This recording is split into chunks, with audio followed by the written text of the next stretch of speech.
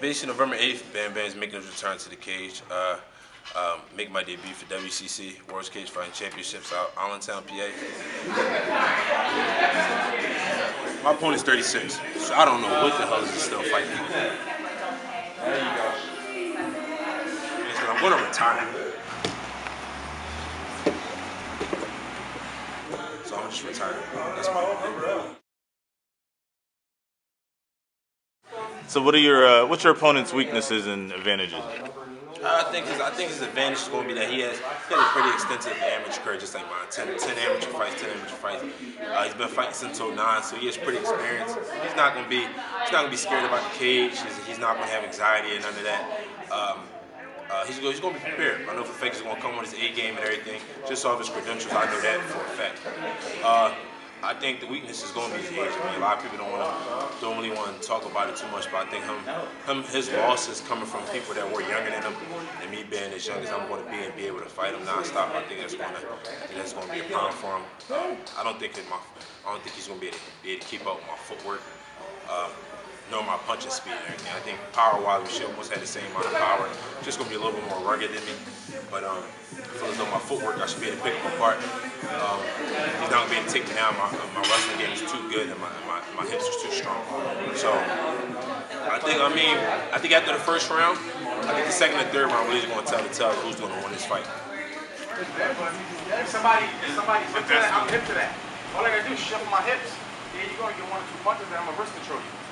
And then I'm gonna lock that side because it's already locked, so I'm gonna set my hips on and lock it. Yeah, I agree. Basically. That's what I did to you. See, I locked that one side. You might get a couple punches here. I'm good.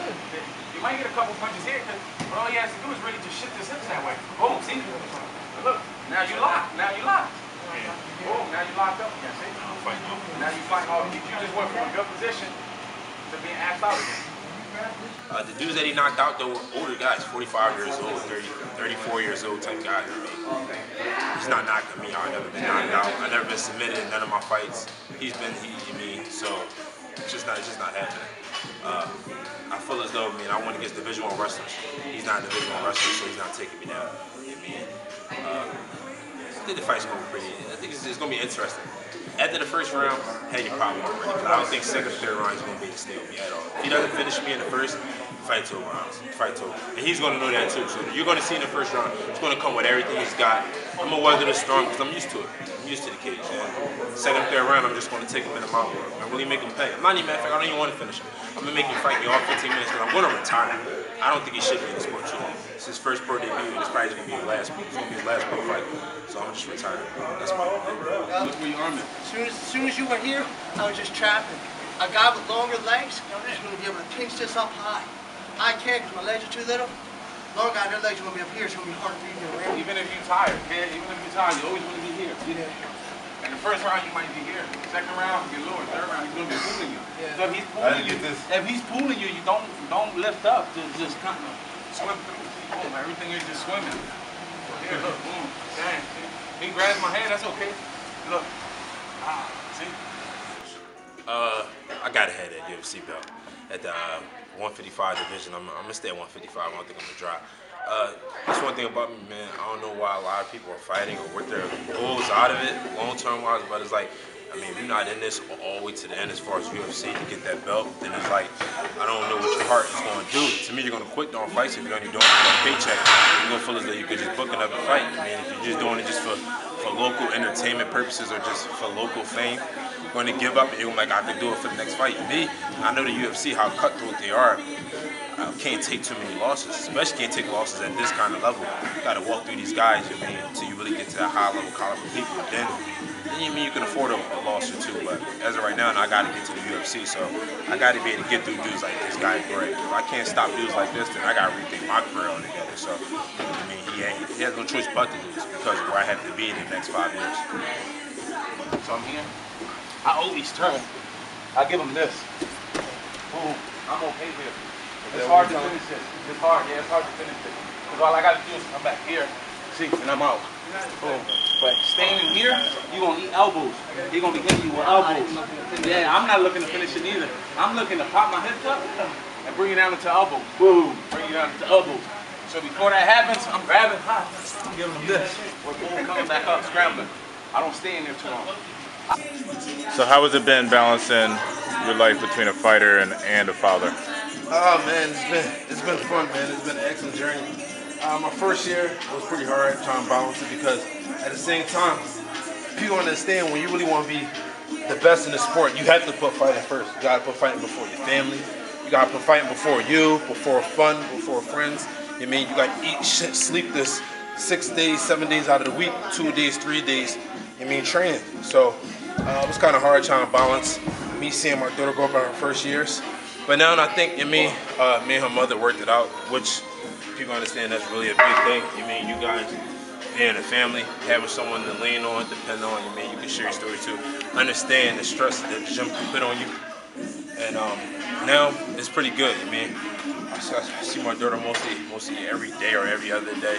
I mean, in between my training sessions and stuff, in between my naps and everything's working out. Me and her mother trying to find a place to live together now too. So I think it was hard at first. I mean, because you gotta put training first, but now being a family, I mean, it takes all the extra stress and the drama and stuff, and someone that can work with you and understand that in these hours I gotta train.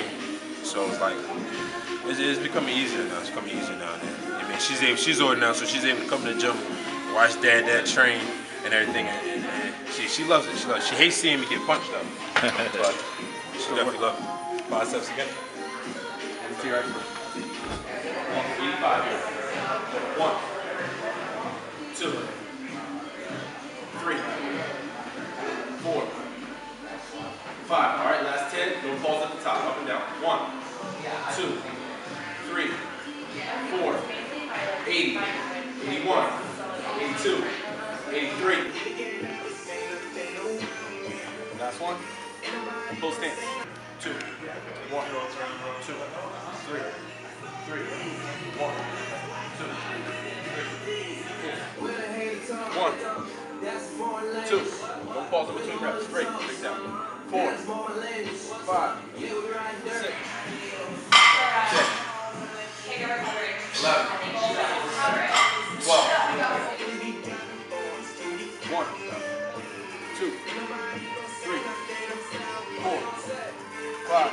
Basically, November 8th, Bam Bam is making his return to the cage. Make my debut for WCC, World Cage Fighting Championships out Allentown, PA. So if you need tickets, contact me, 267-593-8858. I also want to thank all my sponsors, Lift With Us, Next Level Fitness, Fitness Angels, the whole Dub Game brand. I want to thank my coaches, Andre White for strength conditioning, Troy Chandler for my jiu-jitsu, Will Martinez, Jesus Martinez, the whole Martinez BJJ camp for my whole MMA training. My uncle, Tony Dynamite Green, for my boxing training. It's just gonna be a fun fight. I mean, I appreciate. Shout out to my opponent for even signing the contract, Greg. I appreciate it. I mean, you stepping up to the plate. I mean, a couple people denied the fight, but just appreciate you stepping up. I mean, helping me build my career up. I mean, it's just gonna be another win for me, though, guys. I mean, first round finishing my first fight. Plan on trying to do the same thing in my second fight. So, just have your popcorn ready. I mean, get ready for a good fight. I mean. You've seen the insides and outs of my training from Jiu-Jitsu at Martinez, my strength and conditioning. How can I be stopped? I mean, you see the back of the shirt. Don't feed the animal.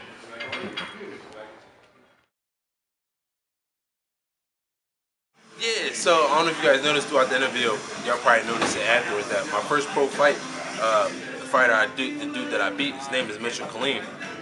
My confidence is pretty through the roof for a lot of my fights because of the hard work I put in during my training camp. Had the shirt pre-made, told my coach, put it in your back pocket, make sure after I won you bring it in the cage.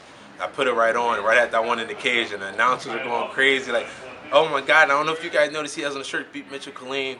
It's like, I already knew predetermined. I mean, the fight's one here during training camp, man. It's not one during the fight. You don't do nothing spectacular. It's such a thing as a lucky punch, lucky knockout. I mean, you cut weight the right way. You make sure you stay disciplined on your diet. You stay disciplined to your craft.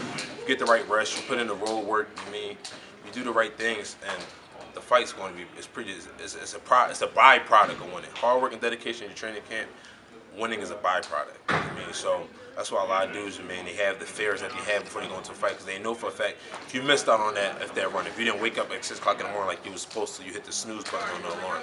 I mean, if you cheated on a rep, it's going to show during a fight when you can't slip that punch or you couldn't get that extra takedown to seal the round. I mean, I make sure I give everything I gotta give 110% each time I step into the gym that way during the fight. There's no excuses. If the guy does beat me, then honestly he was the better fighter during that camp.